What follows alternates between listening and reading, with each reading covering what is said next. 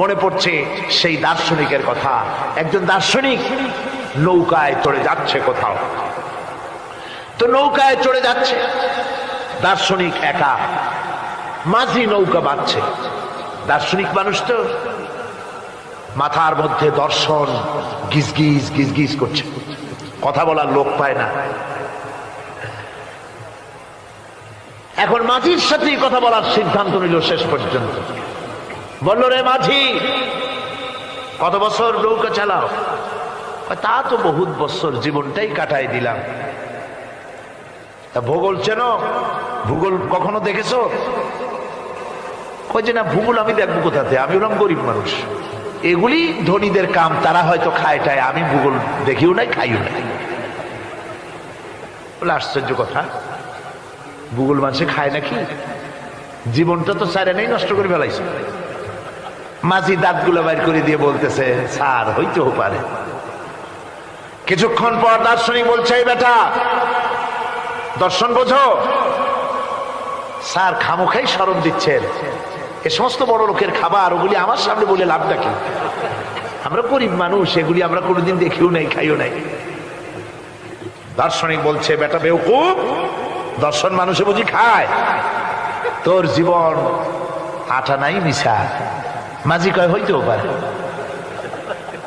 এবার দার্শনিক বলছে, এই বেটা, কিছুই তো জানো না, খালি দাব বাইর করো, ইতিহাস চেনো? মাঝি বলছেন, স্যার, এইবার একটা কথা বলছেন যেটার সাথে কিছুটার মিল আছে, আমি খাইছি। সেটা হচ্ছে, বাপ গরিব ছিলেন, কিন্তু মাঝে মধ্যে শীতের মৌসুমে পাতিহাঁস জবাই করে আমরা খাইতাম, আর বিবাহের সময় শ্বশুর বাড়ির রাজহাঁস জবাই করে খাওয়াইছিল, কিন্তু ইতিহাস তো খাই নাই, ওইটা কোথায় পাওয়া যায়? দার্শনিক বলছে, বেকুব বেটা, ইতিহাস আর পাতিহাঁস বুঝি এক? তোর জীবন তো 12 আনাই মিশা। মাঝি কয়, হইতেও পারে। কিছুক্ষণ পর উত্তর দিকে কালো মেঘ উঠেছে, আকাশ থমথমে ভাব, নদীর ভিতরে তুফান সৃষ্টি হয়েছে। মাঝি বলছে, স্যার সাঁতার জানেন? কয় যে না মাঝি, সাঁতার তো জানি না। মাঝি কয়, স্যার ভূগোল, দর্শন, ইতিহাস 3 সাবজেক্টে আমার জীবন 12 আনা মিশা, এখন তো দেখি এক সাবজেক্টে 16 আনাই মিশা আপনার। আমার তো 4 আনা আছে, 12 আনা ফের 4 আনা তো আছে, ওই 4 আনা দিয়ে আমি সাতরায় কেনারায় উঠে যাব, আর ইতিহাস দর্শন পাতিহাস খাইয়ে ডুবে মরমিয়া। এবার দার্শনিক বলছে, আরে মাঝি, মানুষকে এরকম নৌকো ডুবে মরে নাকি? কয় মরে না, আমার বাপ এই নৌকার মাঝি ছিল, তারপরে এই নৌকা বাইতে বাইতে আমার বাপ এই নৌকার মধ্যে মরছে ডুবিয়া। আচ্ছা, তোমার দাদা? আমার দাদাও মাঝি ছিল, এই নৌকা বাইতে গিয়ে সেও মরছে। তোমার নানা? আমার নানাও এরকম নৌকা বাইয়া এরকম মাঝি হয়ে মরছে। দার্শনিক কয়, তুমি তো দারুণ বেহায়া, যে নৌকায় তোমার বাপ মরলো, দাদা মরলো, সেই ব্যবসা তুমি ছাড়তে পারো নাই, তুমি তো দারুণ বেহায়া।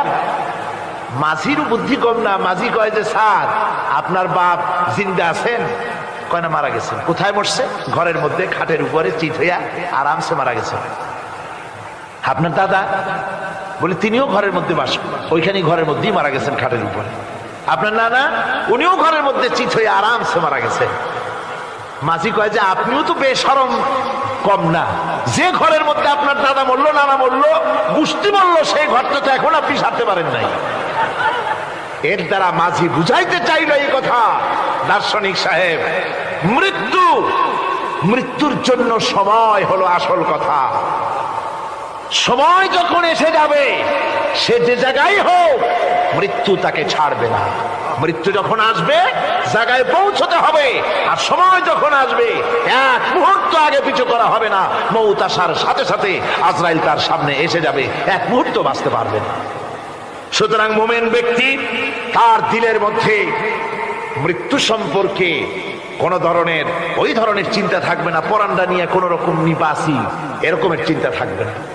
জীবন আল্লাহ দিয়েছেন, আল্লাহ নিবেন, সময় আসলে 1 মুহূর্ত দেরি করা হবে না।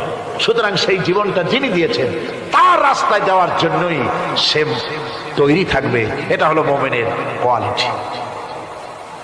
আমার বন্ধুগণ, এরপরে মুমিনদের ভিতরে আরেকটা জিনিস হবে, সেটা হচ্ছে